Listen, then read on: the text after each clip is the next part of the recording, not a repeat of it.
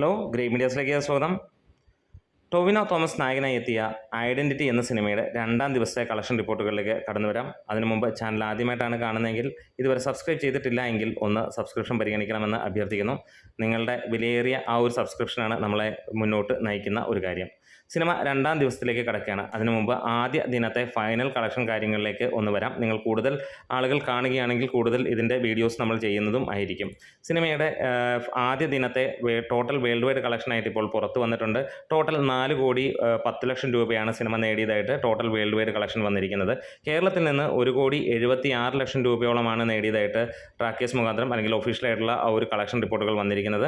ഇന്ത്യയിൽ നിന്ന് 2.1 കോടിയും ഓവർസീസിൽ നിന്ന് 2 കോടിയുമാണ് സിനിമ നേടിയിരിക്കുന്നത്. മികച്ച ഒരു തുടക്കം തന്നെയാണ് സിനിമയ്ക്ക് ലഭിച്ചിരിക്കുന്നത്. 2025 നല്ല ഒരു ഓപ്പണിംഗ് എന്ന് തന്നെ പറയാം. സിനിമയ്ക്ക് നല്ല ഒരു റെസ്പോൺസ് തന്നെയാണ് ആദ്യ ദിനം കിട്ടിയത്. 2ാം ദിവസം മികച്ചു നിൽക്കുന്നു എന്നുള്ള ലെവലിലാണ്. ഇന്നൊരു വർക്കിംഗ് ഡേ ആയിട്ട് പോലും സിനിമയ്ക്ക് നല്ല ലെവലിലുള്ള ഒരു കളക്ഷൻ പോരുന്നു എന്നുള്ള കാര്യം എടുത്ത് പറയേണ്ടതുണ്ട്. ഇനിയും ഇന്നത്തെ കളക്ഷൻ നമുക്ക് പോരാം. ഇന്ന് ഫുൾ കളക്ഷൻ അല്ല, ഇതുവരെ ട്രാക്ക് ചെയ്യപ്പെട്ടിരിക്കുന്ന കളക്ഷനാണ് പറയാൻ പോകുന്നത്. 8 മണിക്ക് മുമ്പ് വരെയുള്ള ട്രാക്ക്ഡ് കളക്ഷൻസിനകത്തിൽ നമുക്ക് കാണാൻ കഴിയുന്നു 658 ഷോകൾ ട്രാക്ക് ചെയ്യപ്പെട്ടിരിക്കുന്നു. 31,000-ന് മുകളിലുള്ള ആളുകൾ കണ്ടിരിക്കുന്നു. 16.4% ഇന്നത്തെ ഒക്യുപ്പൻസി പറയുന്നത്. ഇന്നും ഒരു ഹൗസ്ഫുൾ ഷോയും 9ഓളം ഓൾമോസ്റ്റ് ഹൗസ്ഫുൾ ഷോയുമാണ് ട്രാക്കേഴ്സ് മുഖാന്തരം പറയുന്നത്. ഇതിൻ്റെ 2 ഇരട്ടിയെങ്കിലും മിനിമം ഉണ്ടാകും, നമുക്ക് എല്ലാവർക്കും അറിയാവുന്ന കാര്യമാണ്. ഇതുവരെ വന്നിരിക്കുന്ന കളക്ഷൻ 53,28,000 രൂപയാണ്. ഇന്നലെ ഇതേ സമയത്ത് ലഭിച്ചിരുന്നത് 1 കോടി രൂപയായിരുന്നു എന്നുള്ളതാണ്. ട്രാക്കേഴ്സ് മുഖാന്തരം ഇന്നലെ നമുക്ക് വന്ന കളക്ഷൻ 1,48,87,000 രൂപയായിരുന്നു. ഇന്ന് ഫൈനലായി പ്രഡിക്റ്റ് ചെയ്യുന്നത് അല്ലെങ്കിൽ അവർ പ്രൊജക്റ്റ് ചെയ്യുന്ന സ്കോർ എന്ന് പറഞ്ഞു കഴിഞ്ഞാൽ 1,01,58,000 രൂപയായിരിക്കും എന്നുള്ളതാണ്.